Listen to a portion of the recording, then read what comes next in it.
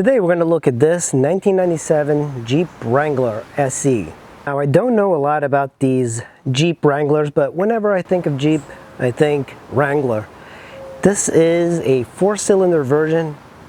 I think the Jeep Wrangler is the universally liked car. I don't think there's a lot of people out here that dislike the Jeep Wrangler's looks. This one has got some scuffing here in the third quarter panels. This has got 187,000 miles. It looks really good, and I think I like it in white. This is like a cult car. People still love these cars. Look at that, it's like a tractor from like World War II. One of the things I like about these Jeeps is that they're very easy to work on. Everything is very easily accessible. Very easy to remove. And it comes up, then you just pull up here. It's actually relatively clean. There's a little bit of a leak over here, but it's exceptionally dry, and it's a very small engine. There's a lot of room to work. There's a lot of space, and this is one of the things I like about cars. The Jeep Wrangler is extremely accessible for most home mechanics, and I think that's why a lot of people like these cars as well. This one is equipped with a step rail, which is nice. You don't get a lot of amenities. Remember, this is the soft top.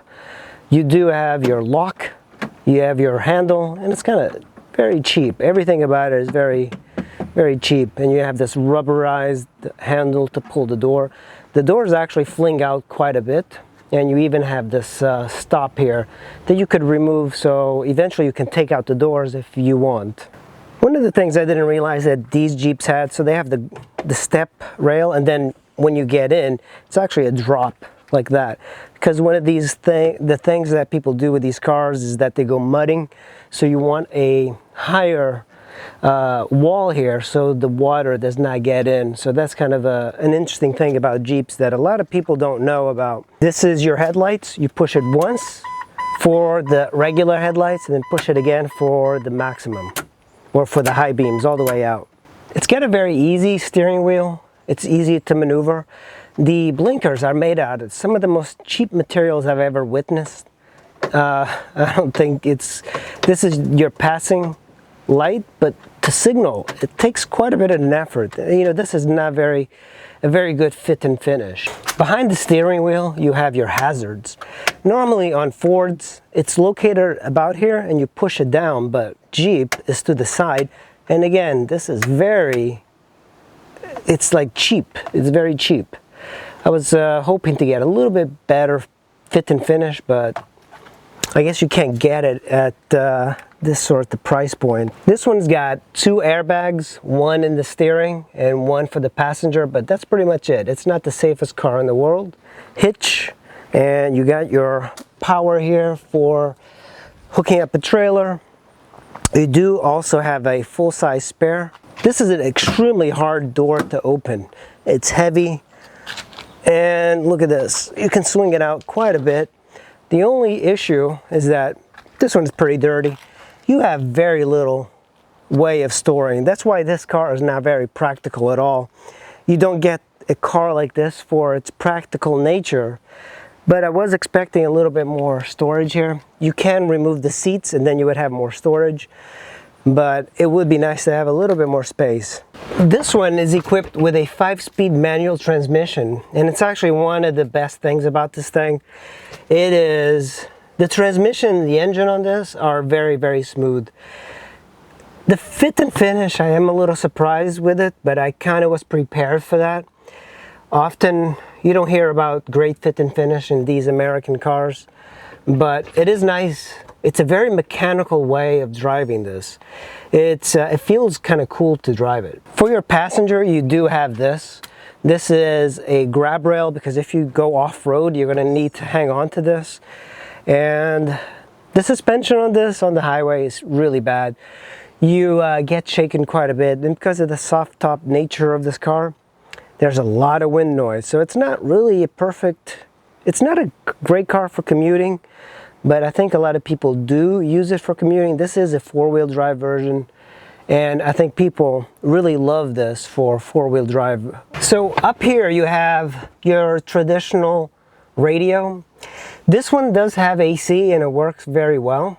But you have a cassette deck and the radio, very simple. There's 4 stations, 5 and an eject button, tremble. It's a very simple dash. Down here you have your AC. Previous owner installed this. This is a rack for carrying kayaks and canoes. I don't particularly care too much for the rack, but I hear it's pretty popular for the Jeep Wranglers. They give it some utility and practicality because this is a very non-practical car.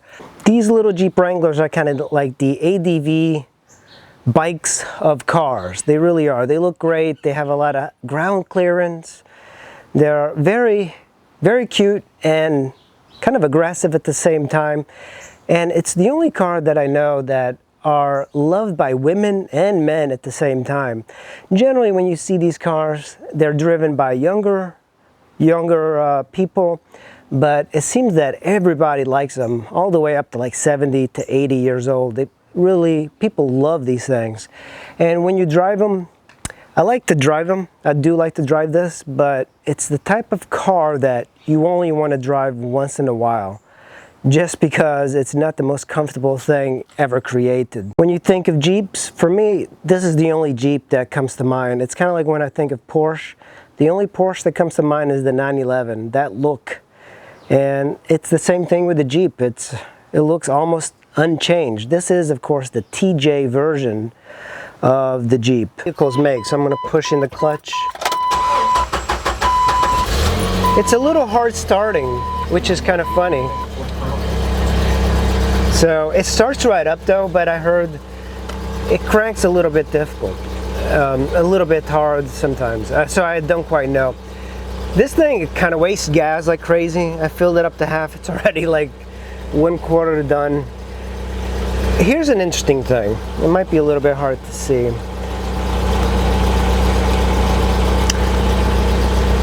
So one of the things that is up here is a gear change light. And when you're shifting through the gears, when it thinks you should be shifting for optimal efficiency, it lights up an arrow. But the problem is, when you're driving, and I'm 5'9", you actually don't see it here because of the steering wheel. So it's a terrible design. I don't know what they were thinking about when they built this. And the steering wheel does not tilt or telescope, as far as I know. So when you're looking at that arrow, I have to kind of crouch down to kind of see it. I only saw it by luck. So it's a very simple thing. It just reminds me of a tractor. So right over here, you have your battery. That's your battery gauge right there. And then you have your fuel gauge. There's a fuel dummy light there, your brake light, your tach, your speedo, and you have a digital odometer and trip right there, which is actually kind of nice. I wasn't expecting that. Even though this is a 97, on a Toyota or Honda, you would have a little bit more digital readouts. So you have your speedo, you have your oil temperature gauge, and then you have your coolant.